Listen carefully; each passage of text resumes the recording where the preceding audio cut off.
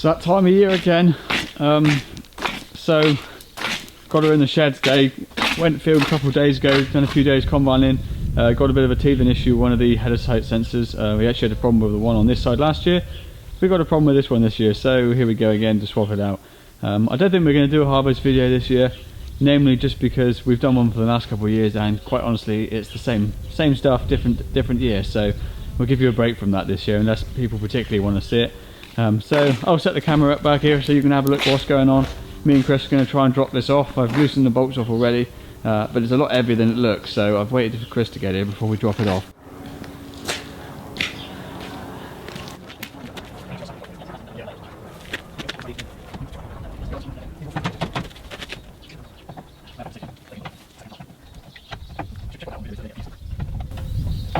Health and safety notice, we have got the safety thing down on the ram for all the YouTube commenters that are going to comment and say we're about to get killed.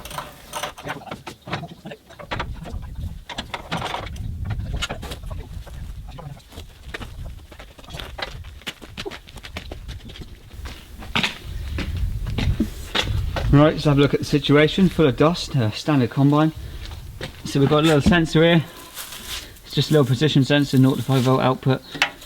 It's actually working on the whole, but it just keeps randomly, sporadically giving these ridiculous readings, which skips the header off and makes it all go like sideways. You just drive down across the field and it will start lifting one side of the header because it thinks it's touching the floor when it's not.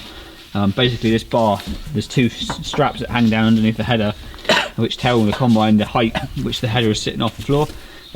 So obviously if it starts to raise, it automatically tilts the header or drops the feeder house or whatever is needed. But that sensor is giving some weird readings and it's making my life rather annoying, so we're going to get it sorted out.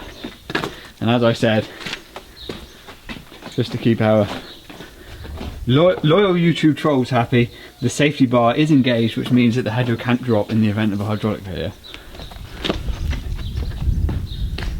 Didn't often we apply health and safety, but it has been applied today. What are we on here? It's got a bit of a observer over there.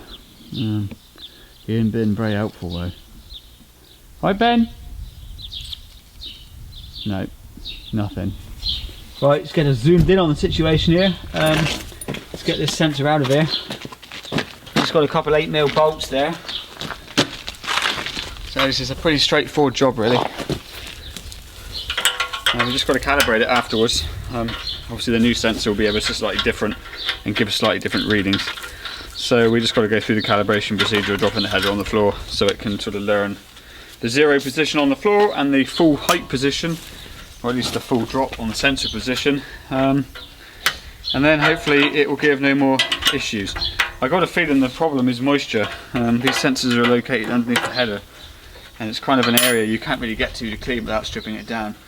And I'm thinking that the moisture holds in here all winter and then fucks it up, because this is the second one we've had to cause trouble. So probably be worth taking these off at the end of the season, dropping these plates off and making sure this is cleaned out. But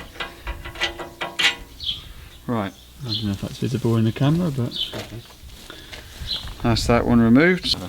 Right, so that one's out. We'll give it a clean up and then we'll get the new one in. So here's a new sensor, exactly the same as the old one. So we'll get that one inserted here. Just got to line up the spline.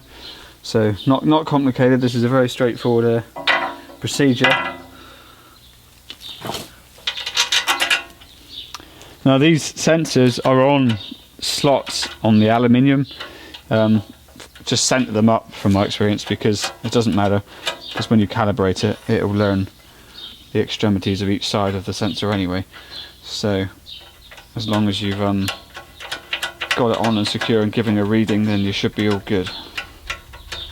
You can see there's adjustment there.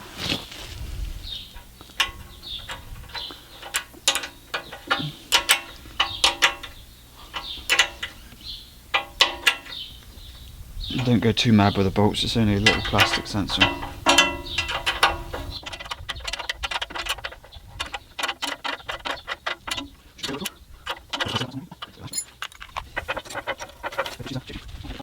As Chris rightly said, now for the fun bit. It probably looks like we're making the right piss up with this, but this plate is a lot heavier than it looks. It's actually a wear plate, so it's designed to wear over the years, and it's a lot thicker than it looks. I'm just leaving quite long after. Get up in the cheek before.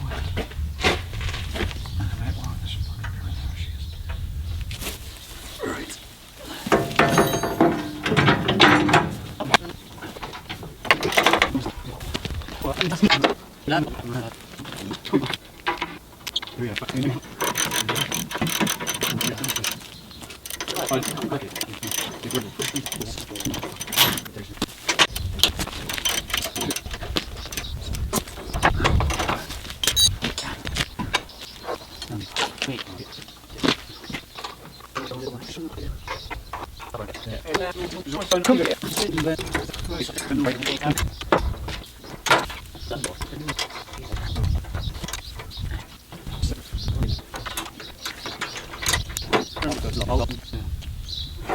So they're the straps he's talking about. So they just run on the surface of the ground, which they push up and down, which twists the sensor, which tells the combine how high off the floor it is.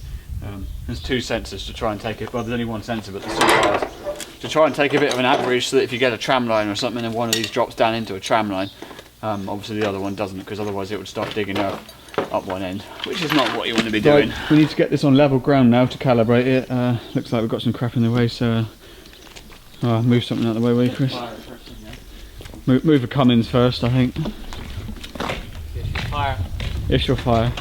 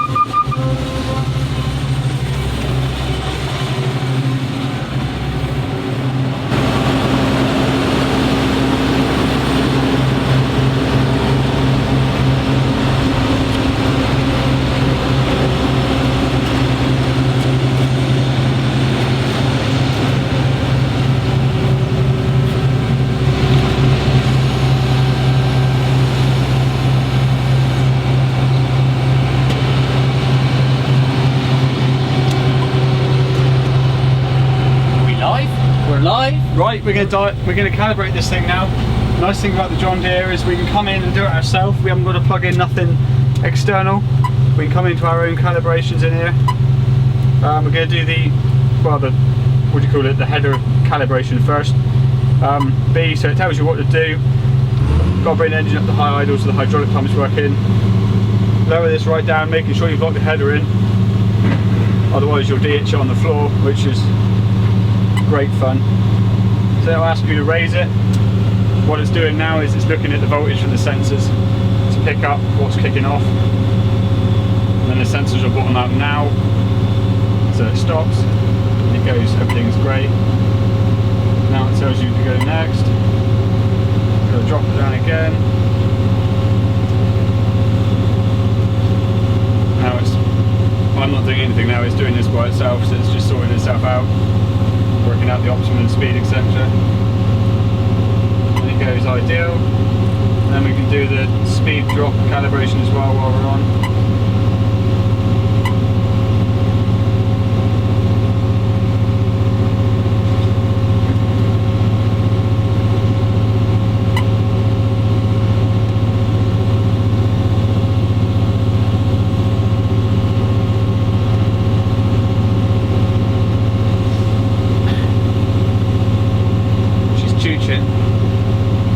Got to do this a few times.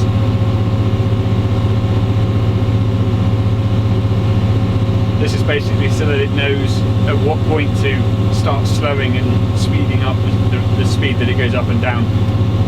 Idea being it will drop right down really fast, and then just as it gets near the floor it will speed up, but it has to learn the hydraulic valve and the weight of the header and everything to be able to do that. So she starts off steady and then she learns.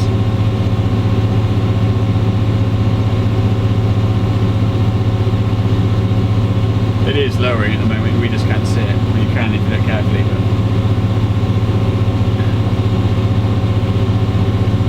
she'll zoom down now. There you go.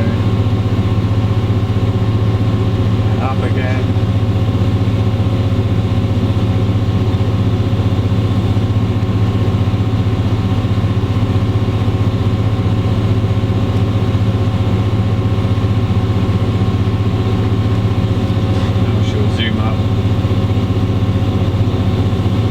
This time she'll fly down here, and then she should start slowing down right there. One last time, she should come up and start slowing down around about now.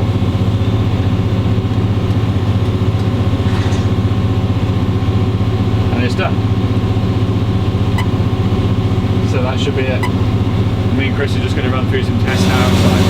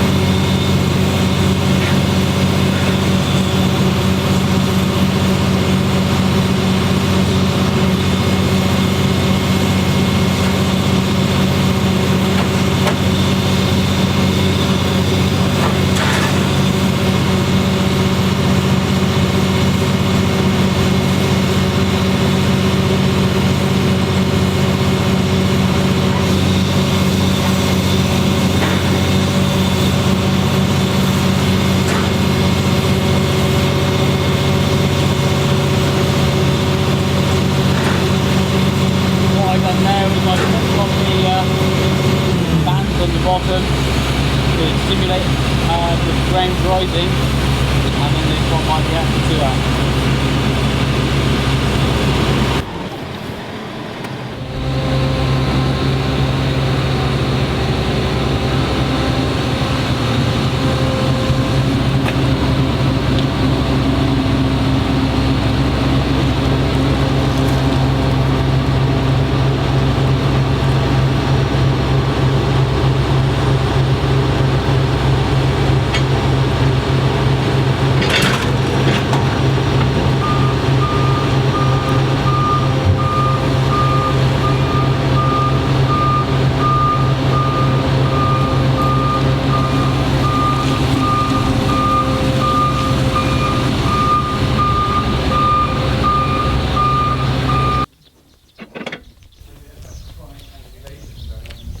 I did notice that.